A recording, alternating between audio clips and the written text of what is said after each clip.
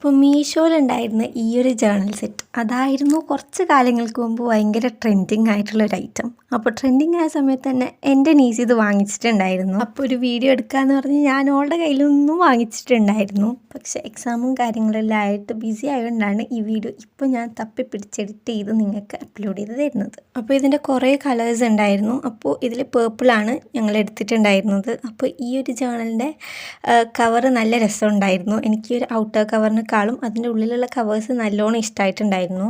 പിന്നെ ഇതുപോലത്തെ കുഞ്ഞു കുഞ്ഞു സ്റ്റാമ്പ്സ് ഉണ്ടായിരുന്നു.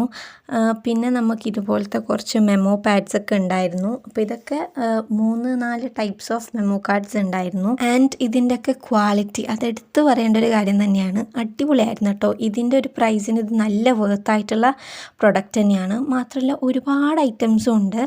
അപ്പോൾ എനിക്ക് എന്തായാലും നല്ലോണം ഇത് ഇഷ്ടമായിട്ടുണ്ടായിരുന്നു. മാത്രമല്ല അഫോർഡബിൾ പ്രൈസിലുള്ള നല്ലൊരു ഗിഫ്റ്റ് ഐറ്റം കൂടിയാണിത്. നമ്മൾ ജേർണലൊക്കെ ചെയ്യുന്ന ഫ്രണ്ട്സിനൊക്കെ ഗിഫ്റ്റ് ചെയ്യാനും വേണ്ടിയിട്ടുള്ള നല്ലൊരു ഓപ്ഷനാണ്. പിന്നെ ഇതുപോലത്തെ സ്റ്റിക്കേഴ്സൊക്കെ ഉണ്ടായിരുന്നു. കുറച്ചധികം തന്നെ ഉണ്ടായിരുന്നു സ്റ്റിക്കേഴ്സ്. ആൻഡ് നല്ല സ്റ്റിക്കേഴ്സ് ആയിരുന്നു കേട്ടോ. നല്ല ക്വാളിറ്റി ഉണ്ടായിരുന്നു. പിന്നെ കോഡ്സൊക്കെ എഴുതിയിട്ടുള്ള റൈറ്റിങ്സിലുള്ള ഇതുപോലത്തെ സ്റ്റിക്കേഴ്സ് ഉണ്ട്. അതും അടിപൊളിയാണ് കേട്ടോ. എനിക്കിതിൽ കുറേ കോഡ്സൊക്കെ നല്ലോണം ഇഷ്ടമായിട്ടുണ്ടായിരുന്നു.